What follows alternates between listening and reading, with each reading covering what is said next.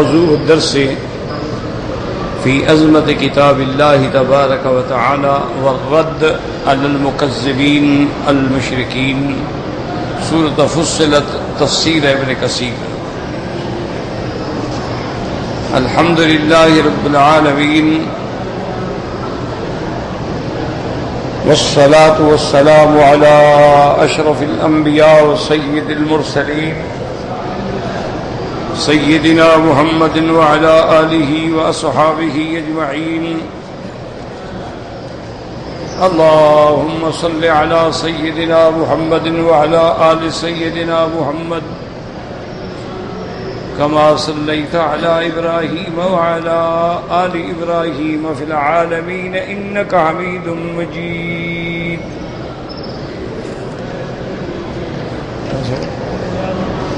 أعوذ بالله من الشيطان الرجيم. بسم الله الرحمن الرحيم. ولو جعلناه قرآنا أعجميا لقالوا لولا فصلت آياته أأعجمي وعربي قل هو للذين آمنوا هدى وشفاء والذين لا يؤمنون في آذانهم وقر وهو عليهم عمى أولئك ينادون من مكان بعيد. ولقد آتينا موسى الكتاب فاختلف فيه ولولا كلمة سبقت من ربك لقضي بينهم وإنهم لفي شك منه مريب. قال المؤلف والمفسر رحمه الله تعالى: أدام النفع بعلومه وعلومكم في الدارين آمين. إلى أن قال: لما ذكر تعالى القرآن وفصاحته وبلاغته وإحكامه في لفظه ومعناه وما هذا لم يؤمن به المشركون، نبه على أن كفرهم به كفر إناد وتعنت، كما قال عز وجل: ولو نزلناه على بعض الأعجمين فقرأوا عليهم ما كانوا به مؤمنين.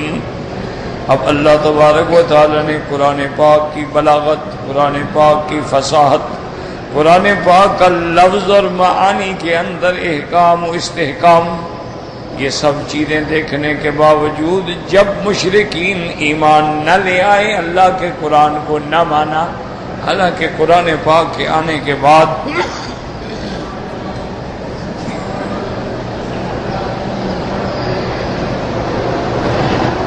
قرآن ہر لحاظ سے معجزہ ہے، یاد رکھیں۔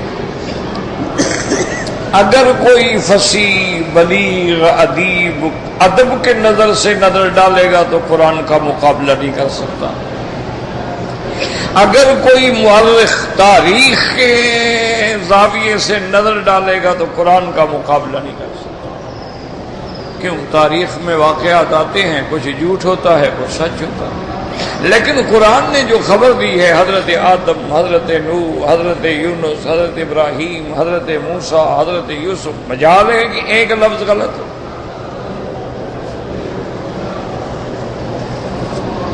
کیونکہ آپ کو الحمدللہ آپ جانتے ہیں کہ آج دنیا علمی لحاظ سے یعنی بہت بڑی ترقی کر گئی ہے، اتنا آگے چلی گئی ہے، اتنا ایڈوانس ہو گئی ہے کہ جس کا کوئی مثال ہی نہیں ملتی۔ یہی ایک چھوٹا سا آلہ ہے آپ کے پاس، جوال ہے، ٹیلی فون ہے، موبائل ہے، اسی میں انٹرنیٹ ہے، اس انٹرنیٹ سے رابطہ ہے، سارے جہان کے معلومات اسی کے اندر موجود ہیں۔ اب پہلے دور میں لائبریریوں میں جو کتابیں تھیں نا جی، 30 جلد 40 جلد 20 جلد 10 جلد، اب ایک چھوٹی سی اتنی مائکرو فلم ہوتی ہے، اتنی سی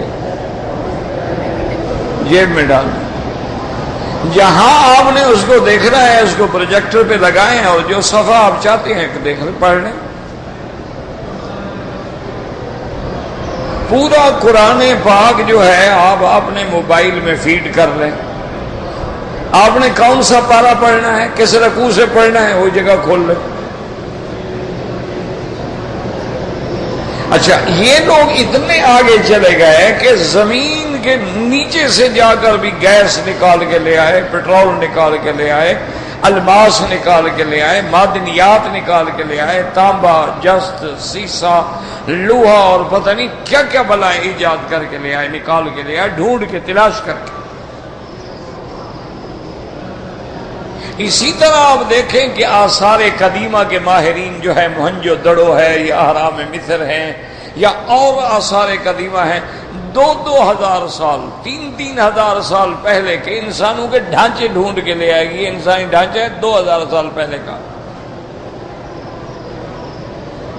اور یہ 3,000 سال پہلے کا سکہ ہے کہ اس زمانے میں پیسہ ایسے ہوتا تھا۔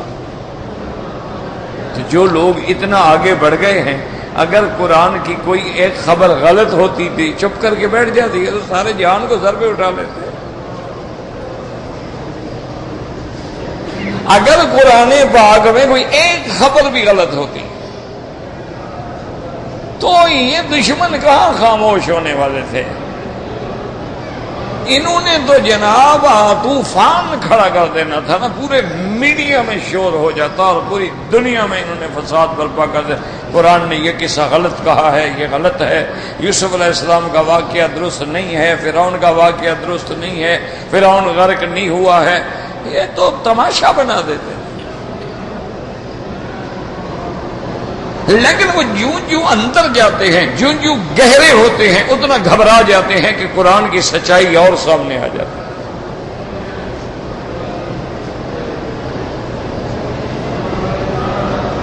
اس وقت دنیا کے بڑے ڈاکٹروں میں ایک ڈاکٹر ہے، مجھے اس کا نام دماغ میں نہیں آ رہا، وہ گائنوکالوجسٹ یعنی گائنی کا ڈاکٹر ہے، عورتوں کے امراض جو ہوتے ہیں نا، ولادت کے، عورتوں کے، اس کا یعنی وہ بڑا ورلڈ فیم ڈاکٹر ہے، چھوٹا موٹا نہیں، یعنی عالمی ڈاکٹر، اور اس کی کتابیں پڑھائی جاتی ہیں میڈیکل کالجوں میں۔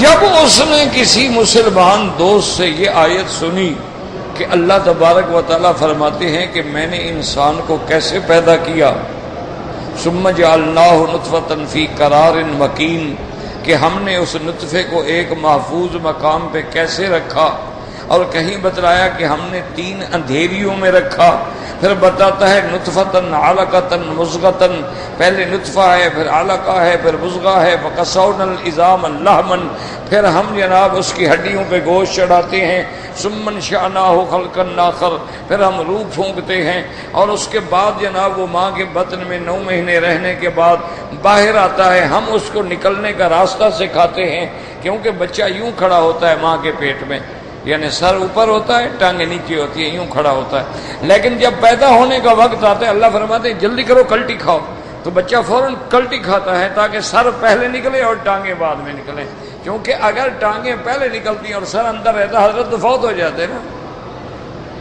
اتنی دیر جو اندر سانس بند رہے۔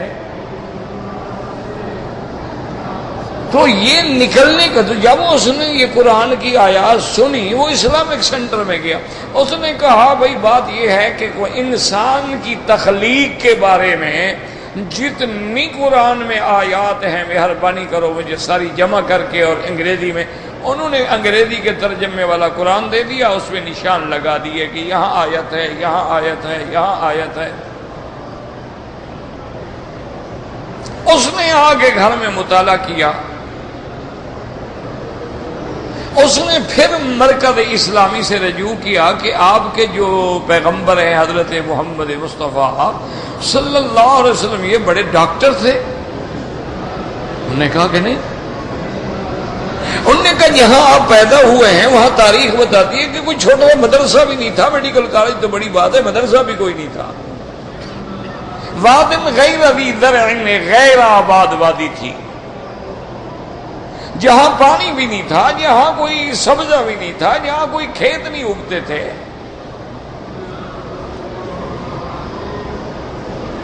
اس نے کہا کہ دیکھو میں نے اس موضوع پر کئی چیزیں ہیں جن کی تحقیق کی ہے اور میں نے پی ایچ ڈی کی ڈگریاں لی ہے، لیکن میں اس مقام پہ نہیں پہنچا جہاں اللہ کا قرآن ہمیں سمجھا رہا ہے۔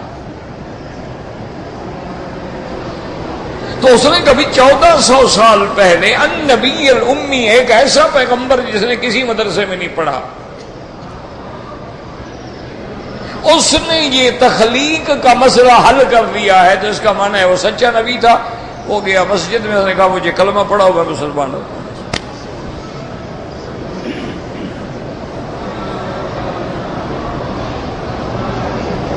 انہوں نے کہا بھی آخر اللہ کے پیغمبر کو ان چیزوں کا کیسے پتہ لگ گیا؟ ایک زراعت کا ایگریکلچر ٹرسٹ ہے، بہت بڑا، یعنی عالمی سطح کا آدمی ہے، وہ اس پہ بحث کر رہا تھا کہ بھئی ایک تو ہم بیج ڈالتے ہیں نا جی، بیج ڈالتے ہیں، یہاں گلاب کا پودا بن گیا، بیج ڈالا یہاں چنبیلی کا پودا نکل آیا، یہاں ہم نے بیج ڈالا تو یہاں جناب رات کی رانی اور دن کا راجہ، اور یہاں ٹولپ اور یہاں نرگس اور یہاں سوسن اور یہاں یہ پیدا ہو گئے۔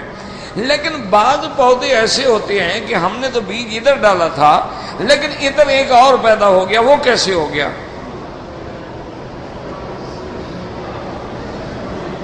بھئی ہم نے ایسے پلاٹ ہے، لان ہے، ہم نے جانب مشرق میں یوں پودے لگائے لیکن اب وہ مغرب میں بھی نکل آئے۔ انہوں نے ریسرچ کی، انہوں نے تحقیق کی، انہوں نے کہا کہ ہاں اس کی دو وجوہات ہیں کہ کبھی کبھی ہم جو بیج ڈالتے ہیں نا، ہوائیں اٹھا کے ادھر بھی پھینک دیتی ہیں، ہوا جو چلتی ہے تو کوئی بیج باہر رہ گیا، وہ اٹھا کے اسے اس طرف ڈال دیا، اس طرف ڈال دیا، یہاں بھی ایک پودا نکل آیا۔ اچھا کبھی یہ ہوتا ہے کہ وہ جو پودا اٹھتا ہے نا جی، اس کا جو بیج ہے وہ جب گرتا ہے اس کو ہوائیں اٹھا کے دوسرے پودے کے اندر ڈال دیتی ہیں، ہوا ہے نا، اڑ رہی ہے جی۔ اس نے ایک مسلمان سے قرآن کی جب آیت سنی کہ ارسلنا الریاح لواقحا، اللہ فرماتے ہیں میرے محبوب ہم ایسی ہوائیں بھی چلاتے ہیں جو حمل ٹھہرانے والی ہوتی ہیں، یعنی ادھر سے اٹھایا ادھر حاملہ کر دیا، حمل ٹھہرا دیا۔ اس نے جب یہ سنا اس کا تو دماغ ہل گیا، اس نے کہا 1400 سال پہلے اللہ کے نبی کو یہ بات کس نے بتائی ہے؟ وَأَرْسَلْنَا الرِّيَاحَ لَوَاقِحَا، یہ ابھی ابھی تازہ تحقیق ہے کہ جب چاند پہ پہنچے ہیں تو انہوں نے وہاں جو پتھر اٹھائے ہیں وہ پتھر یہ بتلاتے ہیں کہ یہاں یہ چاند کا جو کرہ تھا نا جی، یہ تک یہ بھی بے انتہا آتش تھا، شدید روشنی تھی اور شدید آگ تھی، کیونکہ وہ پتھر جلے ہوئے ہیں۔ وہ بتلاتے ہیں کہ پتھر جو ہمیں ملے ہیں وہاں چاند کی سطح پر وہ جلے ہوئے ہیں، تو جلے ہوئے کا معنی یہ ہے کہ وہاں کوئی آگ تھی جس نے اس کو جلایا۔ تو اس پہ ابھی جناب انہوں نے بڑا دنیا میں شور مچایا کہ دیکھو جی ہم نے ناسا سے اپنے گاڑیاں بھیجی اور خلا میں بھیجی اور چاند پہ بھیجی اور چاند پہ بندے اترے، ان نے چہل قدمی کی اور وہاں سے پتھر اٹھا کے لے آئے، ہم نے لیب میں ٹیسٹ کیا، فلاں کیا۔ ایک مسلمان نے ان کو ایک لیٹر لکھا، انہوں نے کہا اللہ کے بندے یہ بات تو 1400 سال پہلے ہمارے نبی فرما گئے ہیں۔ اللہ فرماتا ہے میں نے دو نشانیاں بنائی ہیں، ایک دن کی ایک رات کی، یعنی سورج اور چاند۔ فَمَحَوْنَا آیَةَ اللَّيْلِ وَجَعَلْنَا آیَةَ النَّهَارِ مُبْصِرَةً، پھر ہم نے وہ رات کی نشانی جو تھی اس کو بجھا دیا، بے نور کر دیا، اس کی آگ کو ختم کر دیا، اور دن کے نشانی جو تھی اس کو ہم نے روشن کر دیا۔ لیکن تو قرآن پہلے بتا رہا ہے کہ اللہ نے چاند میں جو آگ تھی اس کو بجھا دیا، ختم۔ اب وہ سورج کے نور کا محتاج ہے، سورج سے نور لیتا ہے۔ نے کہا کون سا تم نے کوئی نیا پہاڑ مار لیا ہے؟ یہ تو 1400 سال پہلے سے قرآن میں موجود ہے۔ اب دیکھیں چھوٹی سی بات ہے، لوگوں کو تو سمجھ نہیں آتی نا جی، ماشاءاللہ دماغ کے اندر چونکہ فلموں کی وجہ سے اور ڈش کی وجہ سے اور انٹرنیٹ کی وجہ سے کفر دماغوں کے اندر رچ بس گیا ہے، اپنے قرآن کو کبھی غور ہی نہیں کرتے، کبھی غور کر کے پڑھتے ہی نہیں۔ پڑھیں گے تو کس لیے؟ وہ مردہ مر گیا ہے، بس ثواب پہنچانا ہے اس کو۔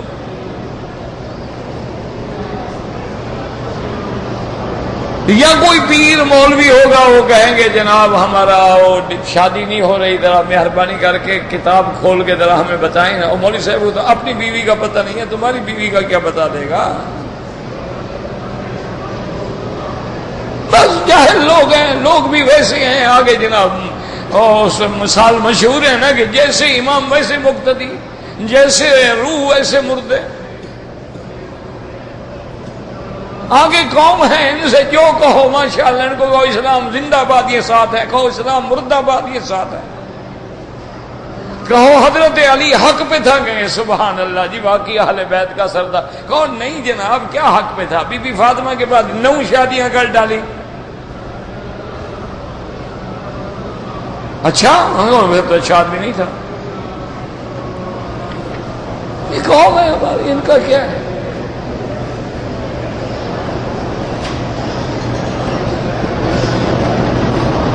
یہ قوم ہے نا جی۔ اللہ اکبر۔ اب دیکھیں چھوٹا سا مسئلہ ہے، حضور پاک نے فرمایا کہ اگر کوئی برتن تمہارا پلید ہو گیا ہے، خراب ہو گیا ہے، پیشاب آ گیا، کچھ ہو گیا، اس کو 3 دفعہ دو پاک ہو جاتا ہے، لیکن اگر کتا منہ مار جائے تو پھر 7 دفعہ دھونا پڑے گا، اور 1 دفعہ 8ویں بار مٹی سے دھونا پڑے گا۔ نیچے سے مٹی اٹھاؤ، مٹی سے رگڑو، پھر دھو۔ اچھا کافر تو سمجھتے تھے نہیں، مسلمانوں نے مسئلہ خود بنایا ہے، چونکہ ہمیں کتے سے پیار ہے نا، تو کتے کو شمپو کرتے ہیں، کتے کو پیار دیتے ہیں، کیونکہ وہاں تو خاندان ہی ہوتا ہے نا، ایک میاں ایک بیوی ایک کتا، خاندان مکمل ہو گیا۔ وہ خدا کرے اللہ تمہارا حشر کتوں کے ساتھ کرے، ہمیں کیا تکلیف ہے؟ اب جناب یہ ہے کہ انہوں نے کہا، یہ مولویوں نے مسلمانوں نے بنا رکھا ہے جی، کتا منہ مار دے تو اس کو 7 دفعہ دھوئیں اور 8ویں دفعہ مٹی سے دھوئیں، ایسے بس باقی کوئی چیز گندی ہوگی، بندے کا پیشاب ہے، جانور کا پیشاب 3 دفعہ دھو لو، کپڑا گندا ہو گیا بس دھو لو، اس کو جناب 7 دفعہ دھو، 8ویں دفعہ مٹی مارو۔ یہ ہمارے ساتھ دشمنی کرتے ہیں، کیونکہ ہمارے ساتھ ہمارا کتے کا پیار ہے۔ اچھا وجہ دیکھو آج کل حالات یہ ہیں ماشاءاللہ کہ انگریزوں کی اتباع کرتے ہوئے مسلمانوں کو بھی کتوں سے پیار ہے ماشاءاللہ۔ کتے پجیرو گاڑی پہ سوار ہوتے ہیں، غریب دھکے کھاتا ہے، اور چاہے تو کتے زندہ انسانوں پہ چھوڑ دیے جاتے ہیں۔ انا للہ و انا الیہ راجعون۔ اور کتوں کے لیے نوکر ہیں، غریب کے لیے روٹی نہیں ہے۔ کیا ہے؟ اچھا اگر کسی کو کتا نہ بھی ملے نا، اصلی کتا نہ ملے، تو وہ پلاسٹک کا بھی لے آتے ہیں کار میں رکھنے کے لیے، تاکہ انگریز تو بنے نا پورے، وہ ہلتا رہے گا، وہ خوش ہوتے رہیں گے بھی آگے ہمارے کتا کھڑا ہے، تاکہ خدا نہ کرے ایکسیڈنٹ ہو، موت آئے تو کتے کے ساتھ آئے نا۔ یہ قرآن شریف تھوڑا رکھ لیں گے کہ موت آئے تو چلو خدا کا کلام تو ہو، کوئی کتاب ہو، کوئی اللہ کا قرآن ہو، حدیث ہو، کوئی آیت لکھی ہو، آیت الکرسی لکھی ہو، کوئی قرآن لکھا ہو، تاکہ ہم یاد آ جائیں۔ نہیں کتے کا وہ رکھا ہوا ہے، بہت پیچھے بھی رکھا ہوا ہے، ایک آگے بھی رکھا ہوا ہے۔ چھوٹے چھوٹے بچے ان کو جناب پہلے سے کارٹون دکھا رہے ہیں، وہ دکھا رہے ہیں کہ کتا کیسے کام کرتا ہے، تاکہ بڑی ہو کر یہ بھی کتیا بنے یا کتا بنے۔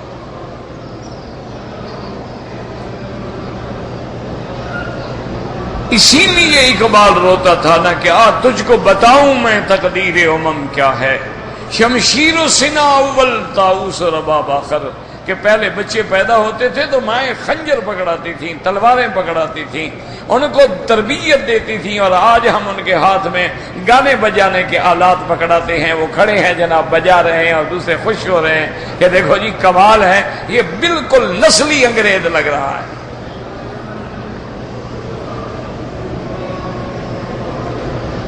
ویسے دعا کیا کرو اللہ ان کا حشر بھی ان کے ساتھ کرے، ٹھیک ہے، خوش ہوں نا جی، کیوں ان کے ساتھ محبت جو کرتے ہیں المرء مع من احب، حضور نے فرمایا جس سے محبت کرو گے قیامت میں اس کے ساتھ اٹھو گے۔ یہ میں تو نہیں کہہ رہا غصے میں، یہ تو حضور نے فرمایا من تشبہ بقوم فہو منہم، جس قوم کی شکل بناؤ گے، لباس پہنو گے، قیامت والے دن اللہ کہے گا ادھر نہیں مسلمان، ادھر جا کھڑے ہو۔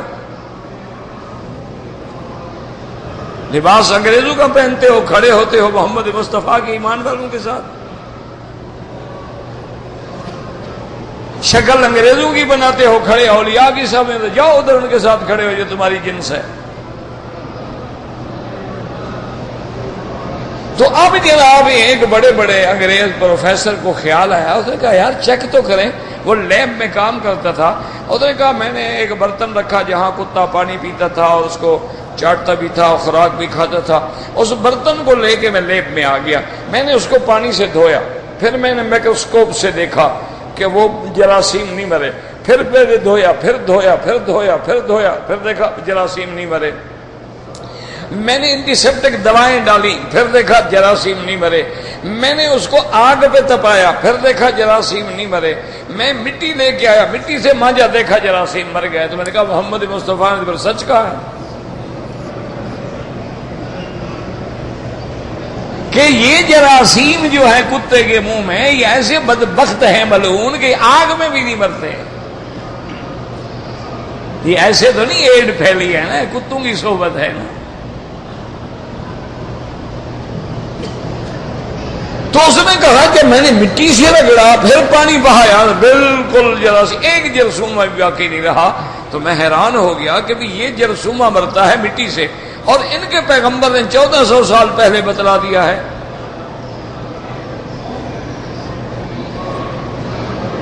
اب دیکھو نا جی، مثلا میری بیٹی ہے، آپ کی بیٹی ہے، بیٹی تو بیٹی ہوتی ہے، سب کی بیٹیاں مشترک ہوتی ہیں۔ اچھا ایام حیض آ گئے، اب ہمارے یہاں تو یہ رواج ہے ہی نہیں نا، حیض آ گیا، اس کے بعد عورت نے غسل کر لیا، نہا دھو لیا، بدن صاف کر لیا، پاک ہو گئی، ٹھیک ہے۔ لیکن حضور پاک سے جب پوچھا گیا تو حضور نے فرمایا کہ نہیں، جب تمہارے دن پورے ہو جائیں پہلے اندر کپاس رکھو، سفید، چیک کرو کہ اندر کوئی خون کا اثر تو نہیں باقی، اب کوئی پیلا مواد تو نہیں آ رہا۔ پھر آپ نے فرمایا کہ نہیں، پھر کپاس میں خوشبو لگا کے اندر رکھو تاکہ جتنی گندی روایت کری ہے ساری نچڑ کے نیچے جا پڑے، اور اندر جو خون اتنا 8 دن جو خون بہتا رہے ایک جگہ سے، بدبو پیدا ہوگی کہ نہیں ہوگی؟ جب خوشبو آئے گی وہ بدبو مر جائے گی۔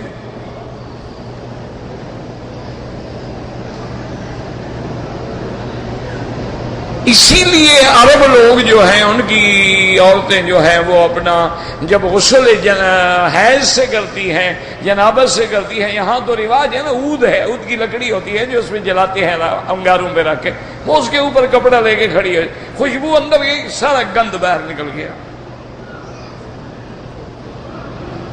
لیکن جناب جو نہیں کرتے ہیں انجام، کینسر ہو جاتا ہے رحم کا، یوٹرس خراب ہو گئی، ٹیومر پیدا ہو گیا، رسولی پیدا ہو گئی، اولاد پیدا کرنے کے قابل نہ رہی، ایام حیض میں گڑبڑ ہو گئی۔ 1400 سال پہلے حضور نے تو سمجھا دیا۔ اسی لیے بعض کافر یہ بھی اعتراض کرتے تھے نا کہ یار کیسے تمہارا پیغمبر استنجا کرنا بھی سکھاتا ہے؟ اللہ نے فرمایا میرا مدنی آپ ان کو کہہ دو کہ اللہ حق سے کوئی حیا نہیں، حق بات بتلانے میں کوئی شرم نہیں، استنجا نہیں ہوگا تو وضو نہیں ہوگا، وضو نہیں ہوگا تو نماز نہیں ہوگی، عبادت ختم۔ جس کو تم معمولی چیز سمجھتے ہو، اسلام میں تو نظافت ایمان کا حصہ ہے۔ تمہارے نزدیک صاف ہونا جو ہے ایک اچھی بات ہے کہ بندہ غسل کر لے، پرفیوم چھڑک لے، لیکن اسلام کے نزدیک طہارت جو ہے، نظافت جو ہے، وہ ایمان کا حصہ ہے۔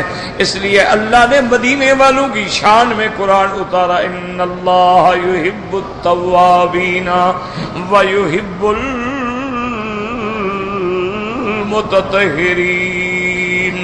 اللہ تبارک و تعالی توبہ کرنے والوں کو اور زیادہ سے زیادہ پاکیزگی حاصل کرنے والوں کو محبوب رکھتے ہیں۔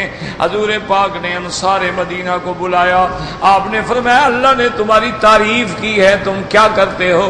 انہوں نے کہا یا رسول اللہ صلی اللہ علیہ وسلم، ہم جب استنجا کرتے ہیں، ہم جب بول و براز کرتے ہیں، ہم پہلے مٹی کے ڈھیلے استعمال کرتے ہیں، اس کے بعد ہم پانی سے استنجا کرتے ہیں تاکہ اچھی طرح صفائی ہو جائے، پھر اپنے ہاتھوں کو صابن تو نہیں تھے، مٹی سے ہم رگڑ کے دھو لیتے ہیں۔ تو حضور نے فرمایا اس لیے اللہ نے تمہاری پاکیزگی کی تعریف کی ہے کہ بندہ جتنا پاک ہوگا اتنا اللہ کے قریب ہوگا، اور بندہ جتنا پلید ہوگا اتنا شیطان کے قریب ہوگا اور اللہ تبارک و تعالی سے دور ہوگا۔ اسی لیے حضور نے فرمایا مسواک کیا ہے؟ آپ نے فرمایا مطہرۃ للفم ومرضات للرب، یہ تیرے منہ کی پاکیزگی کا ذریعہ ہے اور تیرے رب کے راضی کرنے کا ذریعہ ہے کہ منہ جب پاک ہوگا، پاک منہ سے پاک ذات کا ذکر کرو گے تو اللہ راضی ہو جائے گا۔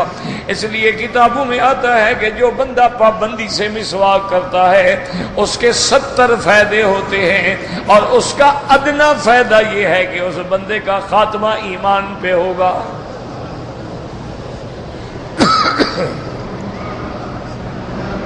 تو اس لیے خدا کے لیے قرآن کو پڑھا کرو، قرآن کا غور کیا کرو، قرآن میں تدبر کیا کرو۔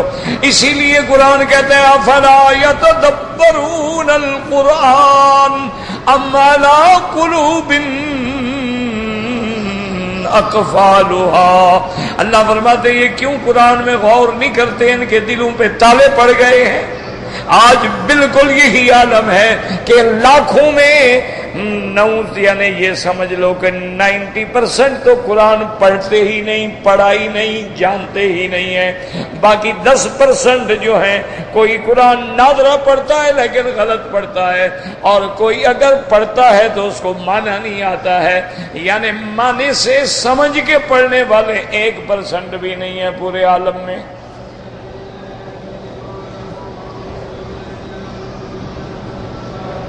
اللہ تبارک و تعالیٰ سے رحم، اللہ رحم فرمائے، اللہ ہمارے حال پہ رحم۔ اس لیے اب قرآن کہتا ہے کہ میرا محبوب جب ہم نے ایسا قرآن اتارا ہے کہ فصاحت میں مقابلہ نہیں، بلاغت میں مقابلہ نہیں، اعجاز میں مقابلہ نہیں، اتقان میں مقابلہ نہیں، احکام میں مقابلہ نہیں، اور قرآن جو باتیں کہتا ہے ان کی صداقت کا کوئی توڑ نہیں۔ اور پھر ہم نے ان کو چیلنج کیا ہے کہ اگر قرآن اللہ کے نبی نے بنایا ہے، تم بھی عربی ہو، تم بھی بناؤ، ہمت کرو۔ بڑے بڑے شاعر جب شعر کہتے تھے نا کعبے پہ آ کے لٹکا دیتے تھے۔ ایک مسلمان کو بھی خیال آیا، اس نے چھوٹی سی سورت لکھ کے قرآن پہ کعبے پہ لٹکا دی، انا آتیناک الکوثر فصل لربک وانحر ان شانئک هو الابتر۔ یہ چھوٹی سی صورت لگا دی، اب جو بھی شاعر آئے پڑھ کے کھڑا ہو جائے، جواب نہ بنے۔ آخر سب سے بڑے شاعر کو لے آئے، تم اس کا توڑ لکھو۔ اس نے بڑا غور کر کے لکھا کہ واللہ لیس ھذا من کلام البشر، خدا کی قسم یہ کسی بندے کا کلام نہیں۔ اس لیے قرآن کہتا ہے کہ کافر جو انکار کرتے ہیں، انکار جو ہے تعنت ہے، اناد ہے، ضد ہے۔ جیسے بندہ ضد میں آ جاتا ہے میں نہ مانوں، اب اس کا کیا علاج ہے؟ اس کا تو کوئی علاج نہیں، ابھی ضد ہے۔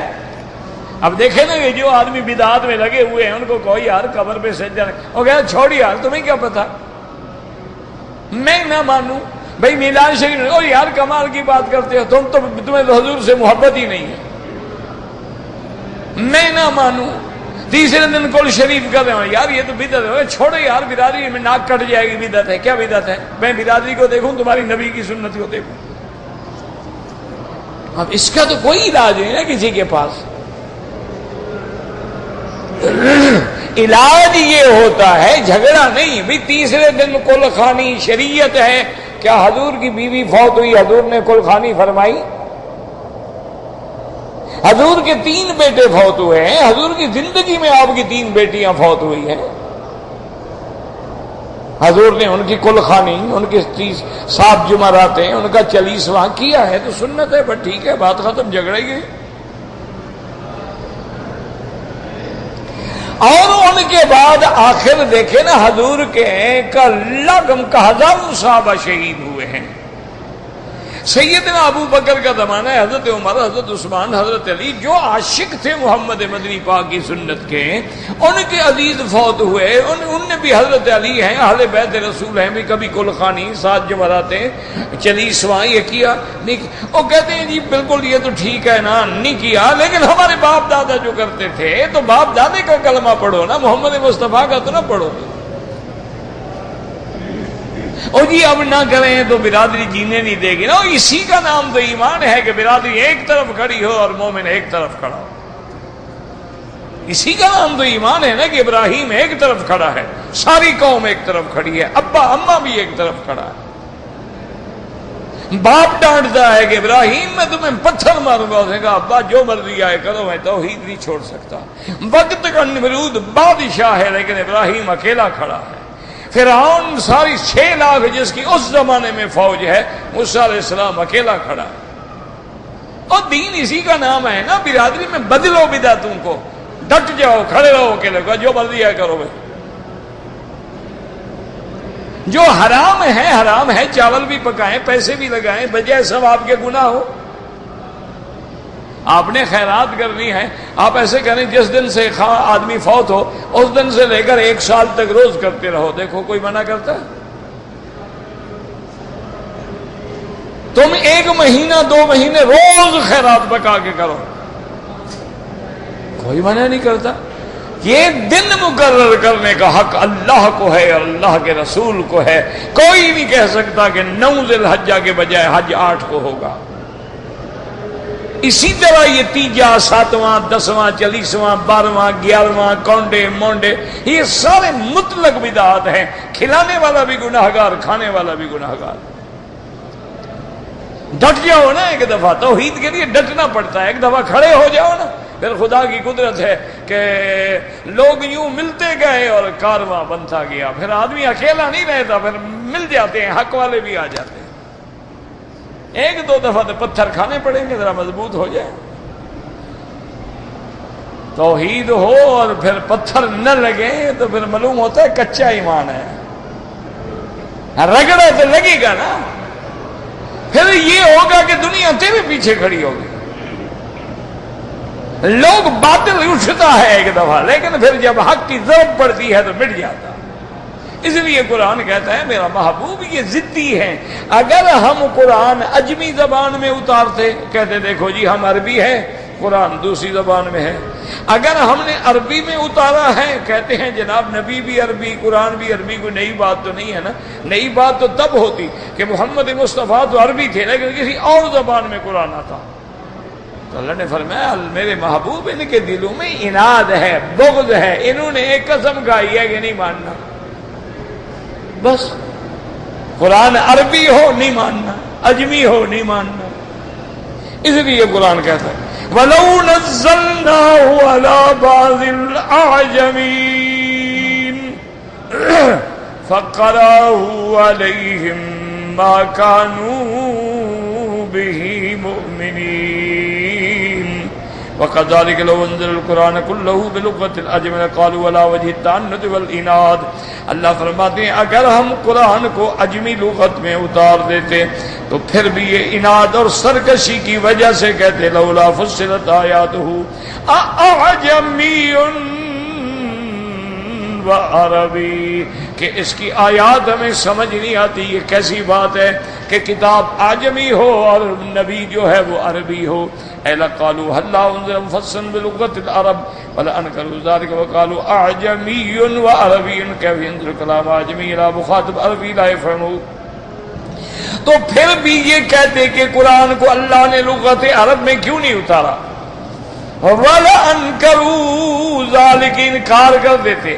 فَقَالُوا أَعْجَمِيٌّ وَعَرَبِيٌّ کہ کیفی انزل کلام عجمی کہ کیفے اللہ نے کلام عجمی اتارا ہے لیکن مخاطب عربی ہے جو اس کو نہیں سمجھتا.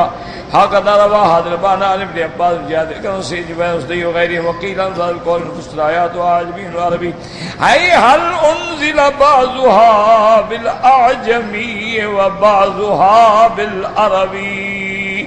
اور بعض علماء فرماتی ہیں کہ اعجمی و عربی کا معنی یہ ہے کہ وہ ظالم یہ کہتے تھے کہ قرآن جو اللہ نے بھیجا ہے چلو کچھ صورتیں عربی میں ہوتی، کچھ صورتیں جو ہیں فارسی میں ہوتی، کچھ صورتیں عبرانی میں ہوتی، کچھ صورتیں سریانی میں ہوتی.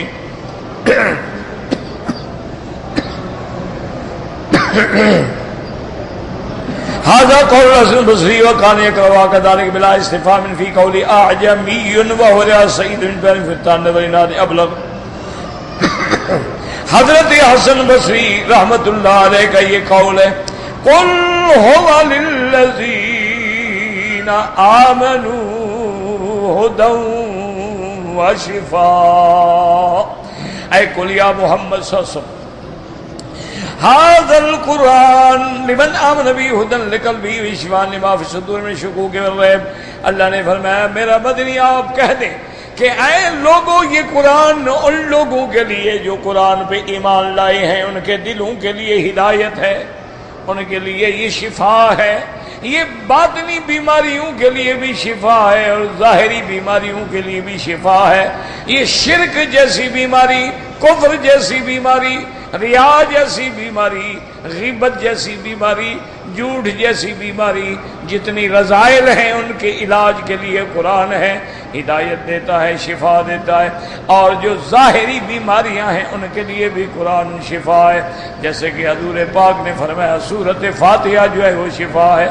ایک صحابی نے ایک آدمی کو بچھو لڑ گیا نا تو سورۃ فاتحہ پڑھی وہ ٹھیک ہو گیا. حضور نے فرمایا تم نے کیا پڑھا؟ اس نے کہا یا رسول اللہ میں نے سورۃ فاتحہ پڑھی. آپ نے فرمایا تمہیں کیسے پتہ لگا کہ سورۃ فاتحہ پڑھنے سے مریض ٹھیک ہو جائے گا؟ انہوں نے کہا یا رسول اللہ آپ نے فرمایا تھا اس کا نام فاتحہ بھی ہے، کافیہ بھی ہے، وافیہ بھی ہے، شافیہ بھی ہے. انہوں نے کہا شفا دینے والی ہے تو میں نے پڑھ لیا. تو قرآن ہر بیماری کا علاج ہے، ظاہری بیماریوں کا بھی علاج ہے اور باطنی بیماریوں کا بھی علاج ہے. اس لیے اللہ فرماتے ہیں قل للذین آمنوا، لیکن ایمان والوں کے لیے والذین لا یؤمنون فی آذانہم وقر وہو علیہم عمی. اور جو لوگ ایمان نہیں لے آتے ان کے کانوں کے اندر بوجھ ہے اور یہ قرآن ان کے اوپر جو ہے بجائے روشنی دینے کے ان کو اندھا کرتا ہے.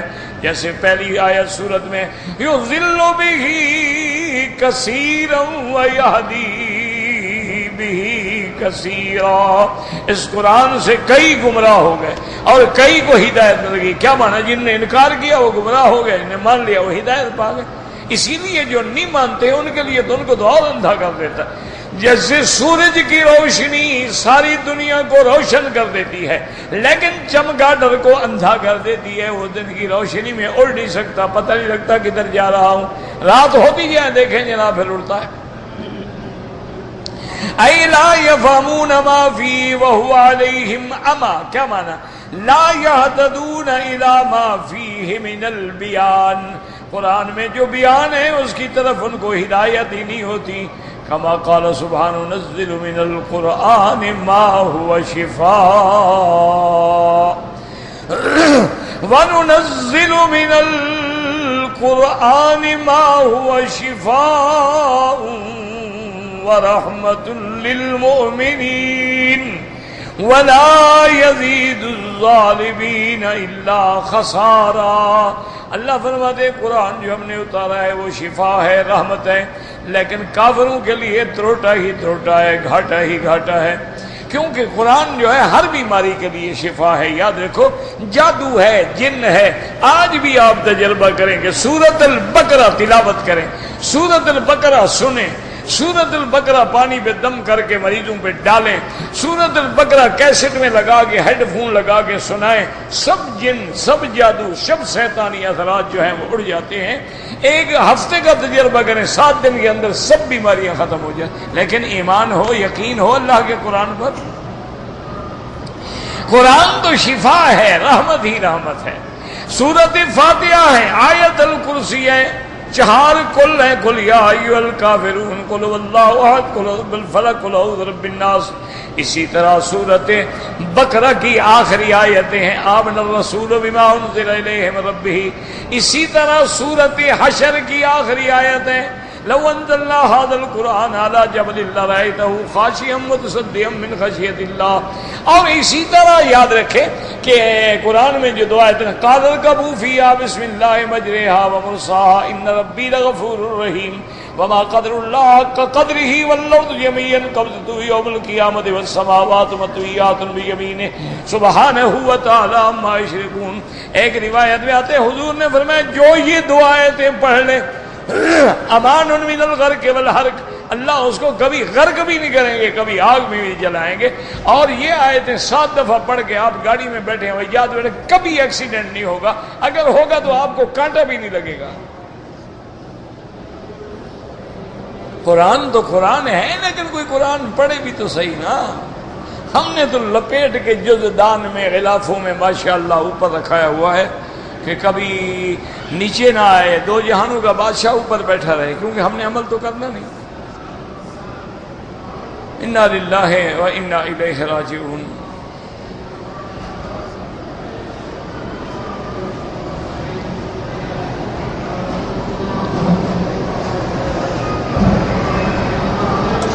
اللہ فرماتے ہیں اولئک ینادون من مکان بعید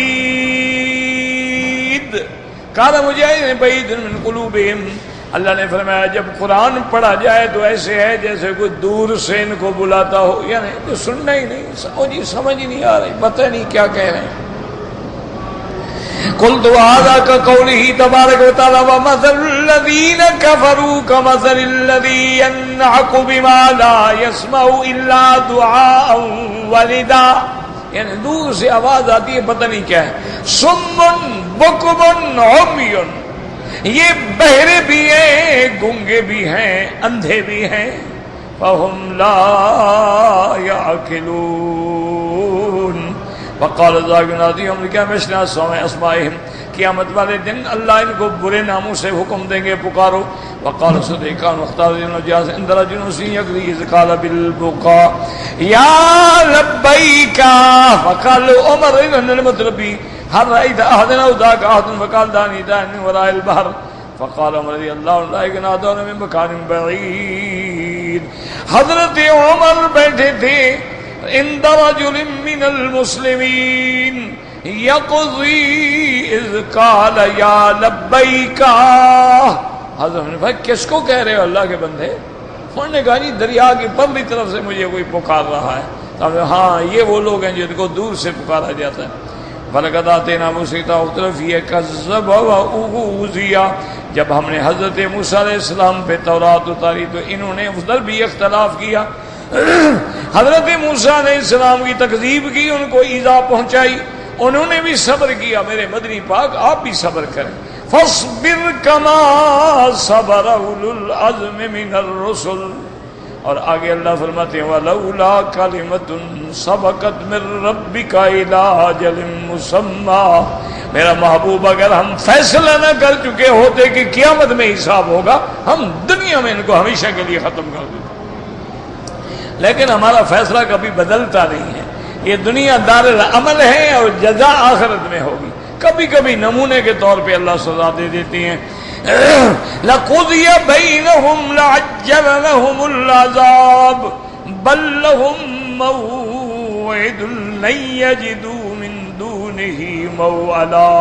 لیکن ایک وقت ہے اس کا ان کو ہم نے بتایا، اس سے پھر یہ کہیں نہیں بھاگ سکتے۔ وَإِنَّهُمْ لَفِي شَكٍّ مِّنْهُ مُرِيبٍ۔ وما كان تقريبا رسيما ما قالوا بل كانوا شاكين فيما قالوا غير محققين شيئا كانوا فيه هكذا وجه من جريمة الله تعالى عالم۔ اللہ نے فرمایا میرا مدنی یہ جو انکار کر رہے ہیں وہ بھی کوئی دلیل نہیں، کوئی ان کے پاس آیت نہیں، حجت نہیں، وہ بھی شک ہے۔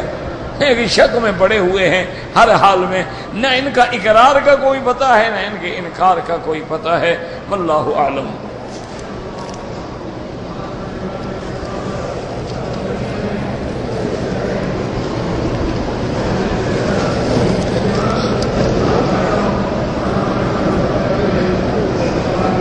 اگر ایک آدمی نے عمرہ کرنے کے بعد اس طرح نہیں پھروایا لیکن بال سارے سر سے کٹائے، چاہے تھوڑے تھوڑے کٹائے ہیں، کوئی حرج نہیں، بالکل عمرہ ٹھیک ہو گیا، کوئی دم نہیں۔ ہاں اگر ایک دو بال ادھر سے، ایک تو چٹکی ادھر سے، ایک تو ٹک لگوائے ہیں تو پھر دم پڑ گئی۔ بال بھی کٹوائے اور ایک بکری دم بھی ادا کرے۔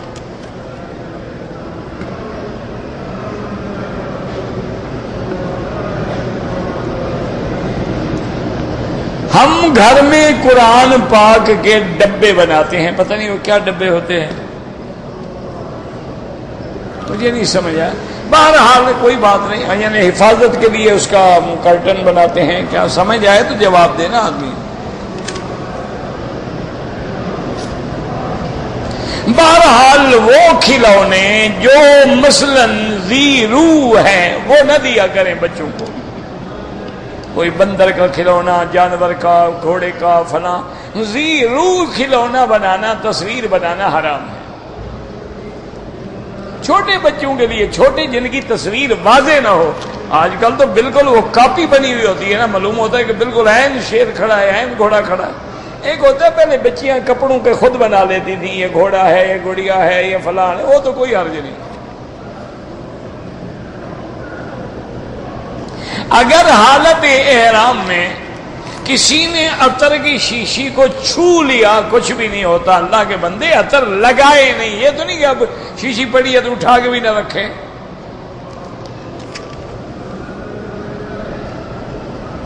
کسی مولوی نے کہا ہے کہ انسان کو خلیفۃ اللہ فی الارض کہنا جو ہے وہ غلط ہے، اس کی کوئی وجہ اس نے بتائی ہوگی جو آپ کو سمجھ نہیں آئی ہوگی۔ اصل میں حضرت آدم جو ہیں خلیفہ ہیں، اس کا معنی اللہ کے خلیفہ نہیں، اللہ کے بعد تو کوئی ہے ہی نہیں نا، سب سے پہلے بھی اللہ ہے، بعد میں بھی خلیفہ تو وہ کہتے ہیں کہ پہلا چلا جائے اس کے بعد آئے، وہ تو غلط ہے نا۔ اللہ نے ان کو زمین والوں کے لیے خلیفہ بنایا ہے، یعنی پہلے جن تھے پھر آدم آ گئے، تو یہ ان کے خلیفہ ہیں۔ جیسے اللہ نے فرمایا خلائف هو الذی جعلکم خلائف فی الارض، ہم نے زمین میں تمہیں ایک دوسرے کا خلیفہ بنایا، باپ چلا گیا بیٹا آ گیا، بیٹا چلا گیا پھر اور بیٹا آ گیا، تو آدم ان کا خلیفہ ہے جو زمین میں ہے، اللہ نے خلیفہ بنایا ہے، اللہ کا خلیفہ تھوڑا ہے۔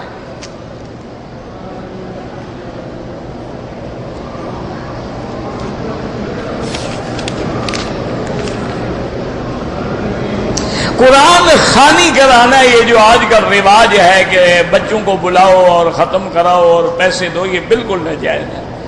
آپ نے اگر قرآن پڑھنا ہے اپنے رشتہ داروں کو بٹھاؤ، خود پڑھو، پھر دعا کرو اللہ سے کہ اللہ اس کو ثواب دے۔ یہ کرائے پہ سارے کام کیوں کرواتے ہو کہ دفن بھی کرائے والے کریں، کفن بھی کرائے والے کریں، غسل بھی کرائے والے دیں، ختم بھی کرائے والے پڑھیں، تم صرف کھانا کھلا دو، بس شارٹ کٹ ہے، جنت میں چلے جاؤ گے۔ تمہیں ہمدردی ہے تو پڑھو تم۔ اچھا گھر والے اگر کریں نا ختم قرآن شریف، خود کبھی نہیں پڑھیں گے، کوئی پانی پلا رہا ہے، کوئی چائے پلا رہا ہے، کوئی شربت لا رہا ہے، خود کھڑے ہیں، کیوں؟ ظاہر ہے بدبخت آتا ہی نہیں پڑھے مٹی،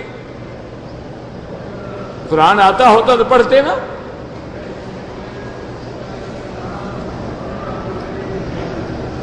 میقات پہ غسل کرنا احرام سے پہلے سنت ہے، نہیں کر سکا کوئی بات نہیں، وضو کر کے احرام کی نیت کر لے، وضو بھی نہ کرے ویسے کر لے، نماز ہی نہ پڑھے ویسے کہہ دے لبیک بعمرۃ، تب بھی ٹھیک ہے۔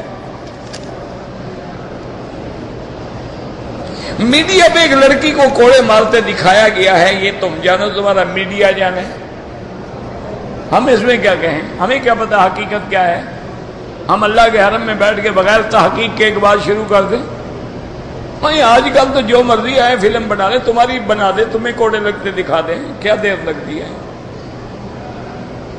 آج کل تو دشمن ہے، جو چاہو بنوا لو، جو چاہو سن لو، حقیقت کیا ہے اللہ عالم، ہم جب جانتے نہیں بات کیسے کریں؟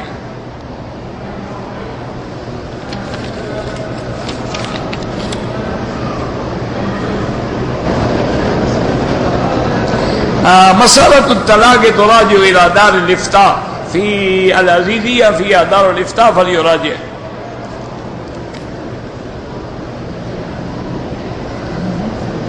اگر ہم کسی کے لیے طواف کریں، اپنے لیے طواف کرو، پھر دعا کرو کہ اللہ اس کا ثواب فلاں کو عطا فرما.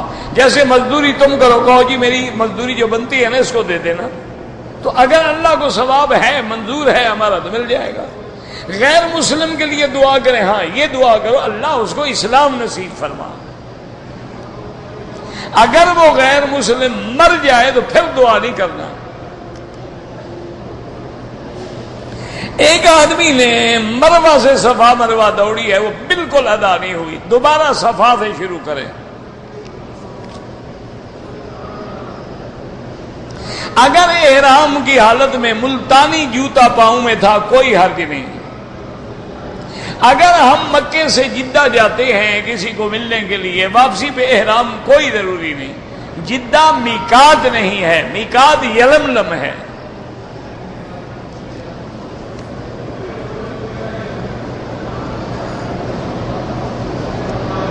بہرحال آپ نے عصر کے بعد میقات میں 2 رکعت نفل پڑھی، وہ آپ کو نہیں پڑھنی چاہیے تھی. عصر کے بعد کوئی نماز نہیں جب تک کہ سورج نہ ڈوبے.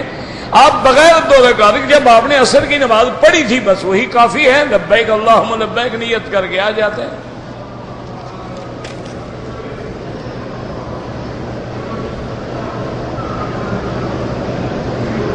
اگر کوئی تاجر گندم خرید کر کے 1000 میں بوری خریدتا ہے، سٹاک کر دیتا ہے، 6-7 مہینے کے بعد 1500 میں بیچتا ہے، اور ملک کو گندم کی ضرورت ہے، لوگ روٹی کے لیے ترس رہے ہیں، تو اس کا رکھنا حرام ہے اور بیچنا بھی حرام ہے اور یہ پیسہ بھی حرام ہے. کہ لوگ محتاج ہیں، روٹی کے لیے بھاگ رہے ہیں. 8 روپے میں روٹی ہے، غریب کتنی روٹی کہاں سے لے؟ 10 بچے ہوں 10 روٹیاں لے، 80 روپے کی کہاں سے لائے؟ 80 روپیہ روز کا. اور یہ رکھے ہوئے ہیں کہ جناب مہنگا ہو تو بیچوں گا. یہ حرام ہے شریعت کے اندر. ہاں وہ چیزیں ہیں، مثلا کپڑا تم نے لیا رکھ دیا، کوئی کیوں کپڑے کے بغیر بندہ مر تو نہیں جائے گا نا. سونا تم نے لیا رکھ دیا، مہنگا ہوگا بیچوں گا، کوئی بات نہیں، سونے کے بغیر لوگ مر تو نہیں جاتے. لیکن یہ روٹی ہے، گندم ہے، چاول ہے، یہ تو اجناس ہیں جن پر آدمی کی زندگی کا دار و مدار ہے. ان کو سٹاک کر کے مہنگا بیچنا شریعت میں ناجائز ہے. ربنا تقبل منا انك انت السميع العليم وتب علينا انك انت التواب الرحيم. اللهم انا نسألك العفو والعافية المعافاة الدائمة في الدين والدنيا والآخرة. اللهم استرنا بسترك الجميل، اللهم استرنا بسترك الجميل. اللهم استر عوراتنا، آمن روآتنا، خفر لوآتنا، يسر امورنا، فرج همومنا، اقض حاجاتنا يا قاضي الحاجات، يا سميع الدعاء، يا مستجيب الدعوات. صلى الله تعالى على خير خلقه سيدنا محمد وعلى آله وصحبه أجمعين.